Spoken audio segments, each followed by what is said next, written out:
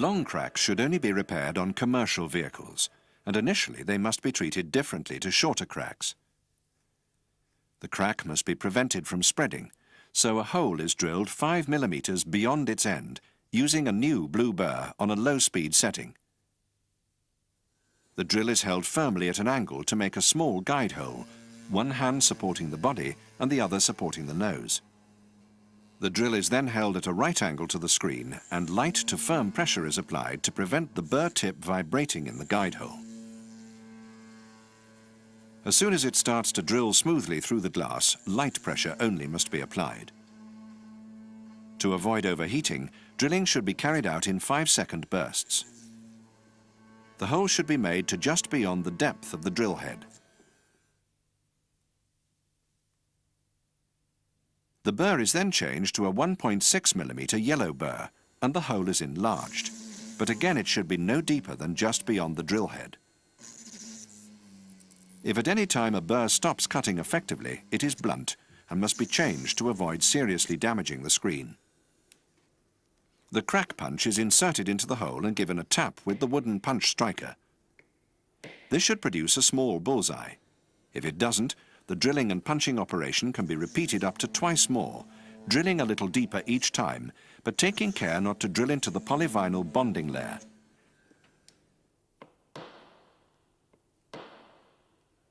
Once a bullseye has been produced, it should be repaired by the bullseye method described earlier in the program. The crack is then filled exactly as described in the next section of the program, which covers the method of repairing cracks under 150 millimeters.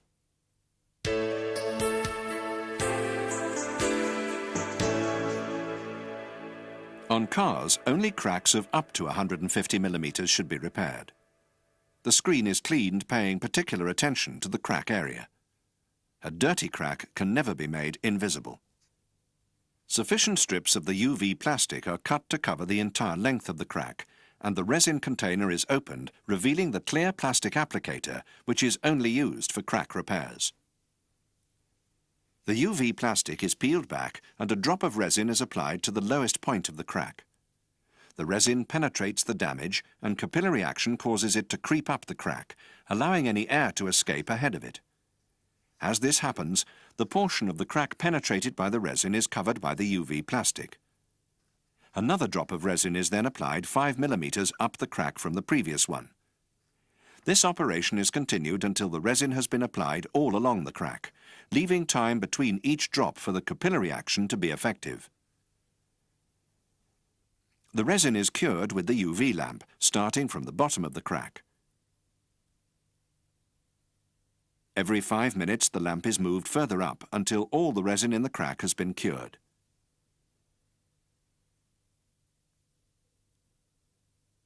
The plastic sheet is then peeled away and any excess resin is removed with the razor blade. Finally, the whole area is polished with a drop of pit fill polish to complete the repair.